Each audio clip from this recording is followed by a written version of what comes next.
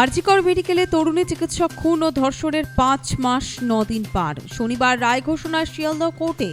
গোটা দেশের নজর সেদিকে। সুবিচারের অপেক্ষায় নিহত চিকিৎসকের মা বাবাও। সিবিআই তদন্ত নিয়ে একাধিক প্রশ্ন তুলে রায়ের দিন প্রতিবাদ কর্মসূচি চিকিৎসকদের। 9ই আগস্ট আরজিকর মেডিকেল কলেজে তরুণী চিকিৎসকের দেহ উদ্ধারের পর তদন্তে নেমে প্রথমেই সিভিক ভলান্টিয়ার সঞ্জয় রায়কে গ্রেফতার করে কলকাতা পুলিশ। তদন্ত যায় সিবিআই এর হাতে। কলকাতা হাইকোর্ট হয়ে মামলা পৌঁছয় সুপ্রিম কোর্টে। রায় ঘোষণাকে কেন্দ্র করে সকাল থেকেই আদালত চত্বরে থাকে কড়া নিরাপত্তা। গোটা দেশ তাকিয়ে থাকে এই রায়ের দিকে। অবশেষে 12 মিনিটের শুনানি। দোষী সাব্যস্ত সিভিক ভলান্টিয়ার সঞ্জয় রায়। সোমবার সাজা ঘোষণা তার। সেদিকে তাকিয়ে রয়েছে গোটা দেশ। তবে শুধু কি সিভিক ভলান্টিয়ার সঞ্জয় রায়, আর কটি মুখ রয়েছে পিছনে? শুধু কি একাই সঞ্জয়? বারবার উঠছে প্রশ্ন। Bureau report, Nobel Bangla.